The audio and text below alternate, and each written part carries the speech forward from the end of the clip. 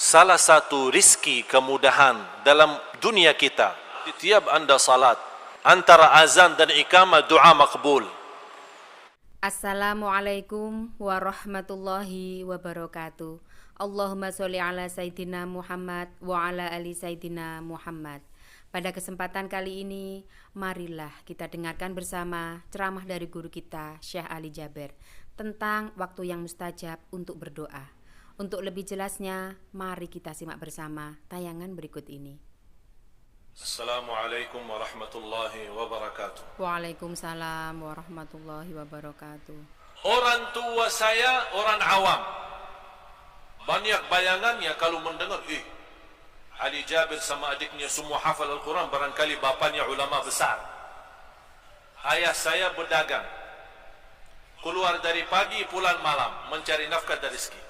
Ibu saya buta huruf, tidak bisa baca Quran.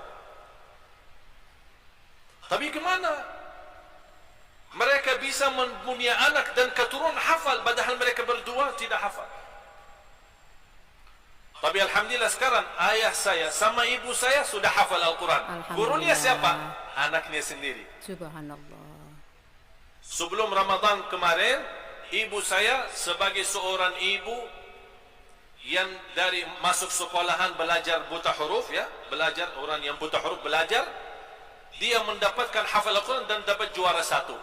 Subhanallah. Ditanya gurunya siapa? Anaknya sendiri. Pertama, amalan yang dijaga oleh ayah saya sambil bisa mendapatkan keturunan seperti ini, ayah saya tidak pernah mendengar azan di luar masjid selama 35 tahun. Bisa terbayang? Bisa. Faham tak? Paham. Selama 35 tahun mendengar azan di Dalam masjid. dalam masjid. Jadi tidak perlu Allah manggil, dia sudah sebelumnya datang. Iya. Dan saya yakin salah satu rizki kemudahan dalam dunia kita, kuncinya salat. Wa'mur ahlaka bis salati wastabir 'alaiha la nas'aluka rizqa. Jalankanlah ibadah salat, perintahlah keluargamu salat, dan wastabir, bukan wasbir. Ini sabar beda sama wastabir, ini lebih tinggi lagi. Jadi sabar atas sabar untuk menjalankan ibadah salat, karena banyak hal yang menghalangi kita. Dunia, kesibukan, harta, keturunan, alasan nafkah dan rizki. Orang sekarang berkata, iman mencari nafkah dan rizki kan ibadah. Nah ini salah satu. Wastabir 'alaiha la nas'aluka rizqa. Kami tidak minta rizki darimu. Nahnu narzuquk. Kami yang akan memberikan rizki kepadamu. Di antaranya kelancaran, kemudahan, dan kemudian keturunan salih-salihah. Amin. Doa. Ma'asyiral muslimin, setiap anda salat, antara azan dan iqamah doa makbul. Doa dengan rasa rindu terwujud cita-cita itu. Begitu anda sujud, subhana rabbiyal a'la, subhana rabbiyal a'la, subhana rabbiyal a'la. Ya Allah, anakku ingin dijadikan ahlul Quran dalam sujud. Walaupun sebagian ulama fikih tidak membolehkan doa dalam sujud dalam bahasa selain bahasa Arab, tapi kalau di luar salat wajib boleh saja. Fad'u bima syi'ta. Rasulullah bersabda, berdoa dengan apa yang kamu mau, apa yang kamu bisa. Dan Rasul tidak menentukan bahasa. Silahkan doa apa saja, biarpun dalam bahasa sendiri. Jangan pakai bahasa Arab tapi tidak mengerti. Orang banyak doa bahasa Arab, menahan diri bahasa Arab, harus doa bahasa Arab tapi tidak mengerti. Inna Allah la yaqbalu du'aan min qalbin ghafilin lahin. Allah tidak menerima doa orang-orang yang lalai dalam doanya. Di antara kelalaian kalau tidak mengerti, ada orang diaminkan doanya, imam berdoa diamini doanya tapi tidak mengerti bahasa imam. Imam pun mendoa bahasa Arab, tapi kalau ditanya, ente faham enggak? Enggak, anak cuma hafal. Ya. Boleh sekali-kali bahasa Arab dicampuri dalam bahasa kita, Iya, bahasa supaya kita. orang begitu mendengar dia bisa menaminkan dalam hati. Amin. Ya, kalau yang umum-umum kita sudah faham. Allahumma ighfiril muslimina wal muslimat wal mu'minina. Orang sudah faham. Rabbana atina fid dunya hasanah wa fil akhirati hasanah. Malah saya perhatiin kalau jamaah diimami seorang berdoa.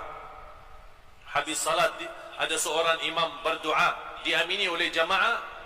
Aminnya biasa-biasa aja. Amin. Amin. Amin. Karena bahasa Arab kan dia faham. Iya. Pas begitu sampingnya Rabbana atina fid dunya hasanah wa fil akhirati hasanah wa qina adzabannar. Amin. Keluar suaranya. Iya. Oleh karena itu, tidak apa-apa dicampurkan dalam bahasa. Oleh karena itu saya mohon kepada jamaah, setiap kesempatan anda berdoa, utamakan kita minta keturunan bukan hanya yang salih-salihah, tapi menghafal Al-Quran. Ya, insyaAllah. Jadilah contoh baik di hadapan anak sebelum memerintah anak baca Quran.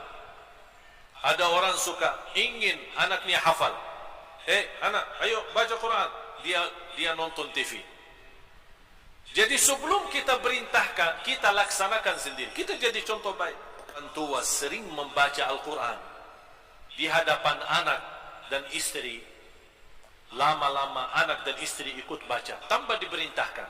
Ya. Kita perhatikan anak kita saat dia sukses, saat dia berhasil dalam menghafal beberapa juz maupun beberapa surah, kita harus menghargai, memberikan penghargaan supaya dia tahu orang tuanya walaupun tidak hafal tapi begitu antusias dan cinta Al-Quran.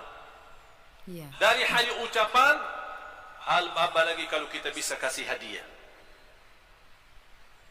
InsyaAllah ini hadiah 100.000. InsyaAllah besok kalau ada inti tambahan lagi, anak kasih hadiah lebih besar lagi. Tapi anak dah mau kasih tahu sekarang. Kamu nanti aja lihat. Ya. Orang tua pasti lebih mengerti bagaimana memberikan sesuatu sesuai kesukaan anaknya. Jangan kita menghadiahkan sesuatu kesukaan kita tapi belum tentu disukai oleh anak. Saya pernah di Masjid Nabawi di halaqah Quran, tertarik perhatian saya kepada seorang anak usianya 12 tahun. Baru datang daftar, tapi suaranya bagus, hafalannya luar biasa. Masya Allah. Begitu saya mau tes bacaannya, supaya kita kan daftar nilai ini nanti masuk ke grup A atau grup B atau grup C. Begitu saya setiap bertanya dia jawab, setiap bertanya dia jawab. Saya tanya juz 30 jawab, tanya Ar-Rahman jawab, tanya suratul Kahfi jawab, tanya suratul Baqarah jawab. Anak tak, ente hafal enggak? Hafal 30 juz atau juz 30? Anak hafal, alhamdulillah, 30 juz. Ente semestinya tak perlu daftar, ente jadi guru. Coba tolong panggil ayahmu besok. Dibawa ayahnya. Ayahnya, begitu saya lihat, mohon maaf, biasa-biasa aja. Malah bekas bau rokoknya bisa dicium. Hanya biasa, malah biasa rokok lagi. Tapi bisa, saya tanya, sambil saya jujur, mohon maaf, anak sebenarnya malu sebutkan, tapi nampaknya itu biasa-biasa aja. Kok anaknya seperti ini? Apa dia jawab? Ibunya ya luar biasa. Memang sebagaimana anda lihat saya, ya begini. Malah kadang-kadang ketiduran daripada salat. Ini bicaranya dia. Ya.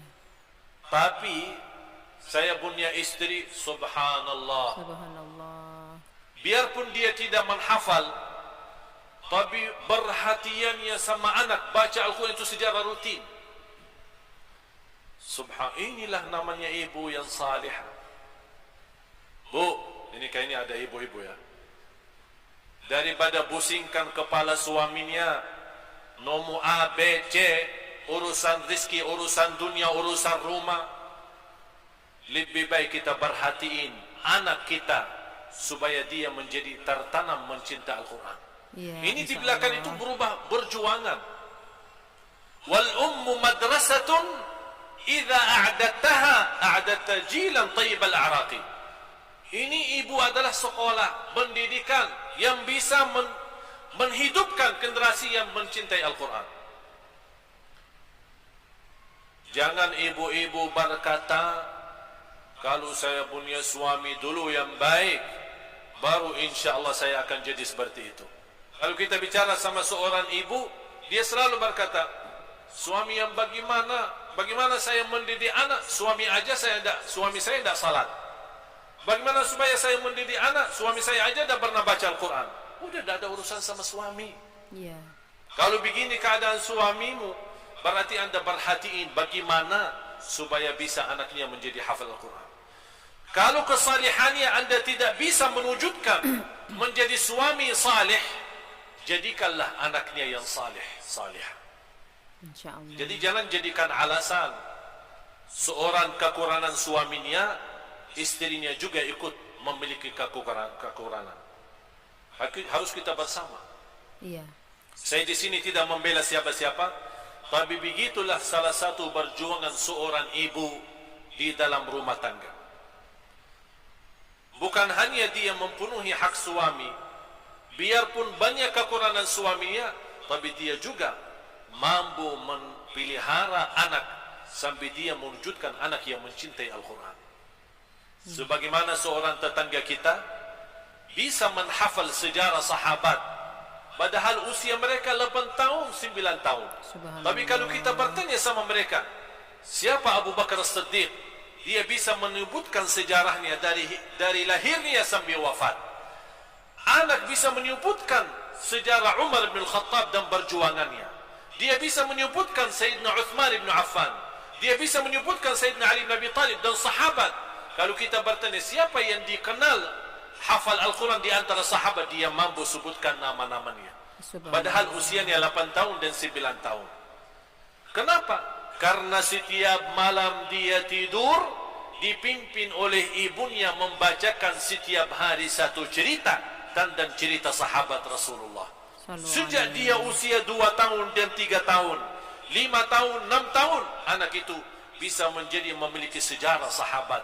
Fantas anak yang seperti ini susah dirusakkan akidahnya dan ditipu, dikatakan sahabat itu tidak benar, atau sebagaimana tersebar di Indonesia, tersebar melaknati sahabat atau mencaci maki sahabat, dan banyak di tanah masyarakat kita yang tertipu dan mengikuti mereka karena salah cara mendidik kita terhadap anak. Astagfirullahaladzim. Tapi kalau kita kembali mendidik anak dengan baik, menanamkan cinta Al-Quran, menanamkan cinta sahabat sejak mereka kecil, bukan hanya kita berkata nama-nama sahabat disebutkan di salat tarawih kita, wa radhiyallahu anhu Bakr wa Umar wa Uthman wa Ali, hafal radhiyallahu anhu, hafal setiap tarawih, setiap rakaat.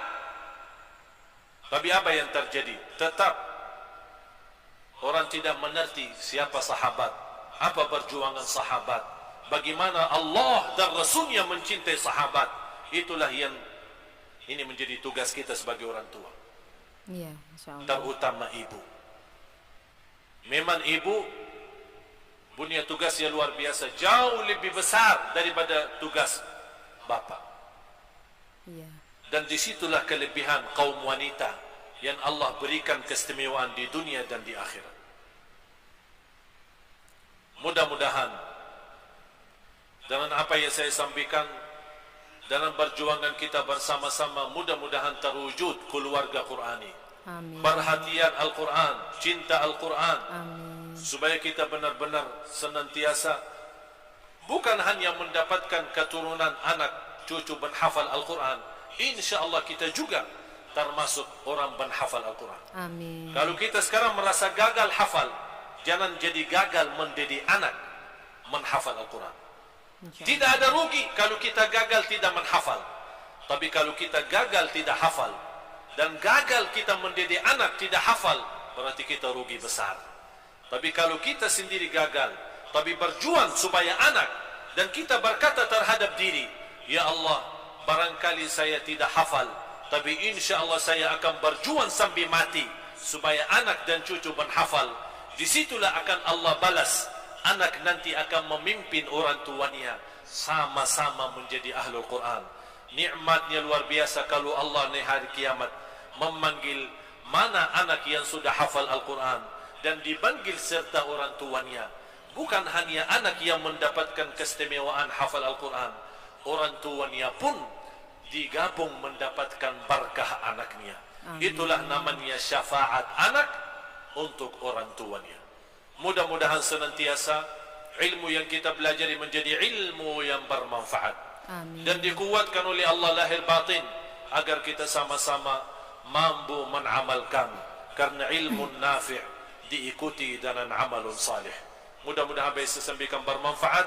Terima kasih atas perhatiannya. Kurang lebihnya mohon maaf. Wallahu ta'ala a'lam. Walhamdulillahi rabbil alamin.